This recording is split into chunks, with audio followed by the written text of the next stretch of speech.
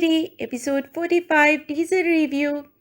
क्या फाखिर एनी से जान छुड़ाना चाहता है? क्या फाइजा की शादी बूढ़े से हो जाएगी?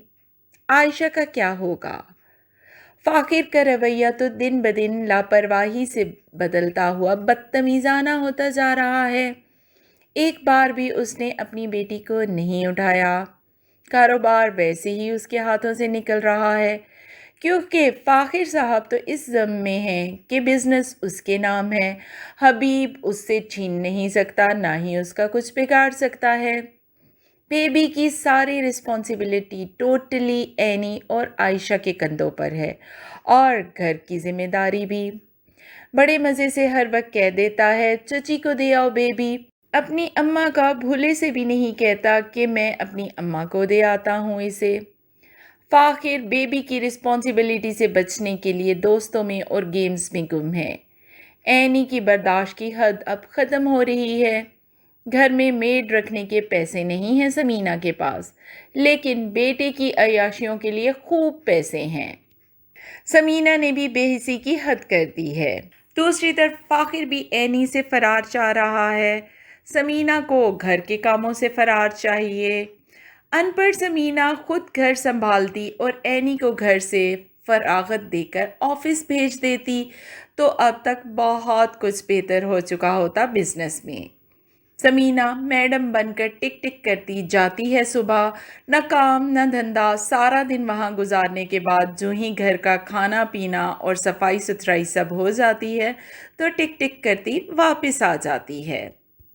ऑफिस में सारा टाइम छत को देखती रहती है। ऊपर से जिस बेटे पर बहुत मान है वो भी आंखें बंद करके फाइल साइन करता है। फिर मैडम न घर आकर हाथ पांव हिलाती हैं। बेहिसी की हद है कि एनी से कहती हैं कि बेटी को काट में डालकर फ़ाखिर की शर्ट को प्रेस कर दो।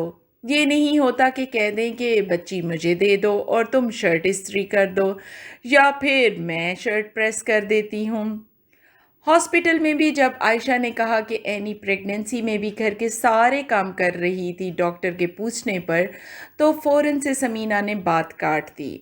फिर एनी को पढ़ाई से रोकती हैं कि घर संभालो। मैडम, आप घर खुद क्यों नहीं संभाल लेती? बहुत गुस्सा दिला रही है समीना। फिर एनी को इमोशनल किया माँ का नाम लेकर। इस पर भी बस नहीं की, बल्कि उसे डराया कि लड़कियां तुम्हारा मजाक उड़ाएंगी, जैसे शादी के बाद तुम्हारा मजाक उड़ाया था। फिर हद हो गई। उधर खूब दिमाग चलता है इन कामों में और बिजनेस में हमन्नक बन जाती हैं। राहिला बुड्ढा फिर से ला रही है फायजा की शादी के लिए। वैसे वो बुड्ढा राहिला का हम उम्र है, राहिला को ही ज़्यादा सूट करेगा।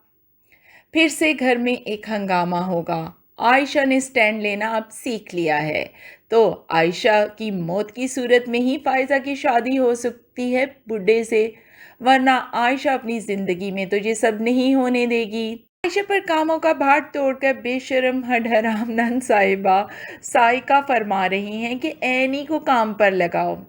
शर्म नहीं आती कि सारा दिन बिस्तर तोड़ती रहती हैं, उठकर कोई काम ही संभाल लें।